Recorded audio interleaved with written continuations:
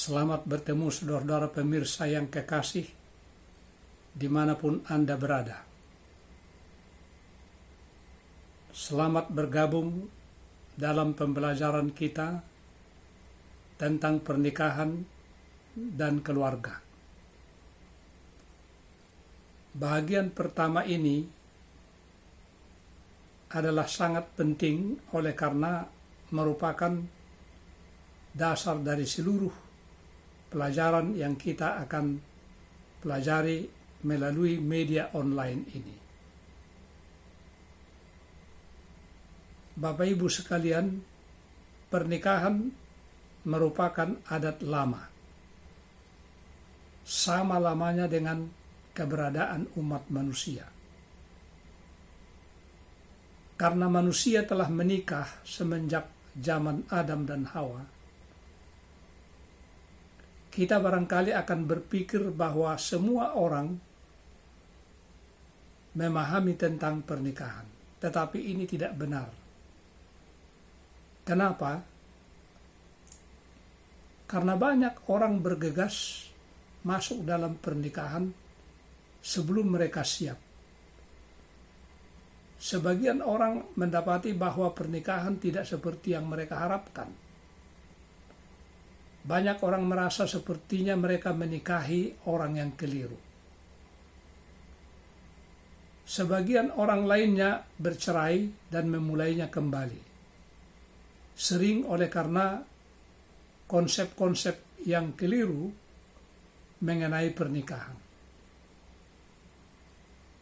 Nah, Bapak Ibu sekalian, saudara-saudaraku yang kekasih,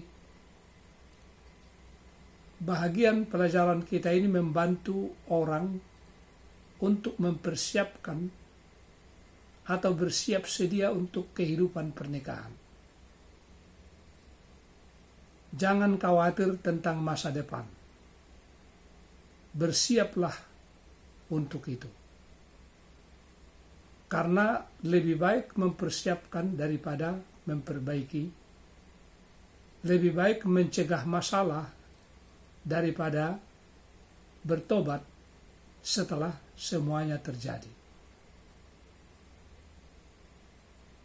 Ada pernyataan yang mengatakan ketika Anda haus,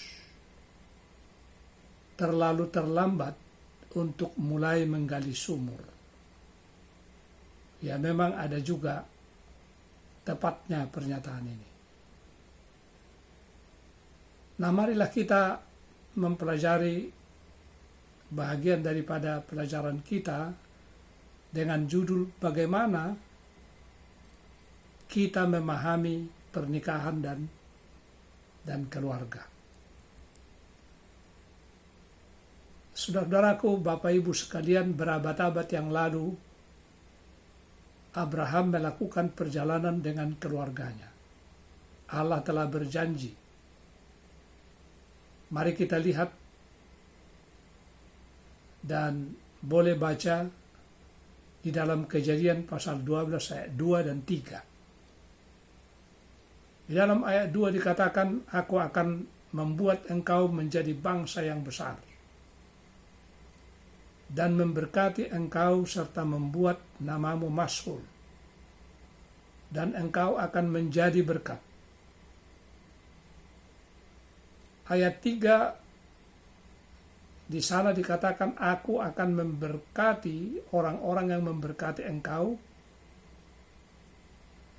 dan mengutuk orang-orang yang mengutuk engkau, dan olehmu semua kaum di muka bumi akan mendapat berkat. 2000 tahun kemudian Paulus menulis tentang janji Allah kepada Abraham. Rasul Paulus mengatakan bahwa semua orang percaya menjadi bagian dari keluarga rohani Abraham. Perhatikan Abraham. Di dalam Galatia pasal 3 ayat 6 sampai dengan ayat 8 kita baca, secara itu jugalah Abraham percaya kepada Allah, maka Allah memperhitungkan hal itu kepadanya sebagai kebenaran. Dalam ayat 7 selanjutnya dikatakan, jadi kamu lihat bahwa mereka yang hidup dari iman, mereka itulah anak-anak Abraham. Kemudian di dalam ayat 8, dan kitab suci yang sebelumnya mengetahui bahwa Allah membenarkan orang-orang bukan Yahudi oleh karena iman,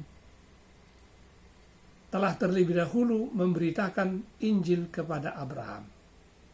Olehmu segala bangsa akan diberkati. Saudara-saudaraku yang kekasih dalam Tuhan Yesus. Dan pada akhirnya kita mengetahui bahwa keluarga Abraham menjadi keluarga yang berkembang. Seperti Abraham, kita berada dalam perjalanan bersama keluarga-keluarga kita. Perjalanan Abraham membawanya ke sebuah tanah yang jauh. Perjalanan kita membawa kita menuju rumah yang kekal bersama dengan Allah. Sasaran perjalanan ini, saudara-saudaraku, ialah menolong setiap keluarga yang belajar untuk menjadi lebih menyenangkan Allah. Tentu kerinduan kami ialah agar Allah akan menjadikan keluarga kita suatu berkat bagi dunia ini. Dalam Kejadian pasal 1 ayat 1 dikatakan, pada mulanya Allah menciptakan langit dan bumi. Allah menciptakan daratan dan lautan, matahari dan bulan, tumbuhan dan hewan. Dan pada mulanya dalam Kejadian 1 ayat 27, Allah menciptakan laki-laki dan perempuan serta menggabungkan mereka bersama dalam pernikahan. Jadi pernikahan adalah merupakan gagasan Allah. Itu sebabnya kita mengizinkan Alkitab untuk mendefinisikan pernikahan dan keluarga. Tentu dia yang merencanakan pernikahan seharusnya mendefinisikannya.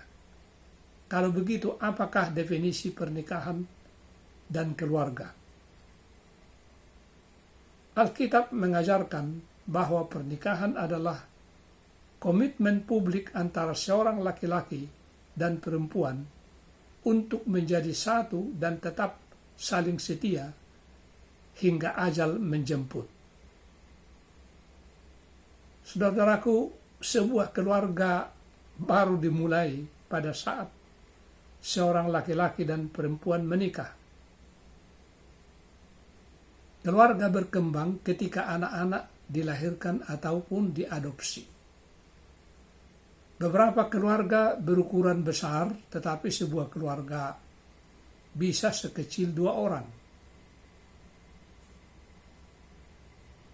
Keluarga dimulai dengan pernikahan satu pasangan dan dapat meliputi kedua orang tua dan anak-anak mereka. Dilahirkan sendiri atau barangkali diadopsi. Keluarga besar meliputi kakek, nenek, bibi, paman, sepupu, dan saudara kandung. Nah, ada sebuah pertanyaan di sini. Menurut Anda, mengapa pernikahan dan keluarga ada di seluruh dunia? Jawabannya, saudara-saudaraku, Allah merencanakan pernikahan dan keluarga untuk menjadi fondasi seluruh masyarakat di sepanjang sejarah. Saat ini dalam setiap budaya dunia terdapat pernikahan dan keluarga. Keluarga masih sering keluar dari rencana Allah. Di seluruh pelajaran yang kita akan pelajari, marilah kita meminta kepada Allah anugerahnya untuk menolong pernikahan dan keluarga kita menjadi seperti apa yang Allah kehendaki.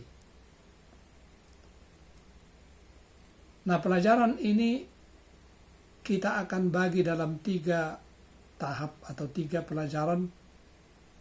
Yang pertama, landasan Alkitab. Nah, apakah landasan Alkitab bagi pernikahan dan keluarga? Dan yang kedua, tujuan Allah untuk keluarga. Apa tujuan daripada Allah untuk keluarga? Dan yang ketiga adalah ada 3 tahap pertumbuhan dalam pernikahan. Nah, bagian yang pertama, pelajaran yang pertama yang kita akan bahas adalah landasan Alkitab. Pada mulanya Allah menetapkan pernikahan dan keluarga. Itu pada mulanya. Kita harus ingat bahwa Allah pada mulanya menetapkan pernikahan dan keluarga itu. Nah, ada sebuah pertanyaan di sini. Apa yang Anda pikirkan ketika Anda mendengar kata pernikahan? Sebagian orang mengaitkan pernikahan dengan tanda kutip berada dalam cinta. Kata pernikahan menyebabkan orang lain memikirkan suatu pesta pernikahan. Dalam banyak kasus, banyak pemerintahan memiliki hukum tentang pernikahan. Hukum-hukum ini misalnya berkaitan dengan masalah-masalah seperti usia, berkaitan dengan keluarga, harta, dan perceraian. Nah, Bapak Ibu sekalian, saudara-saudaraku yang kekasih, hukum-hukum manusia memang bermanfaat. Ya. Tetapi kita perlu ingat bahwa gagasan tentang pernikahan tidaklah berasal dari manusia, melainkan berasal dari Allah. Saudara-saudara pemirsa, Bapak Ibu sekalian, demikianlah renungan singkat tentang pernikahan dan keluarga kami sajikan, kami sampaikan. Lain waktu, lain kesempatan, kita akan berjumpa lagi dan akan menyambungnya. Tuhan memberkati kita. Amin.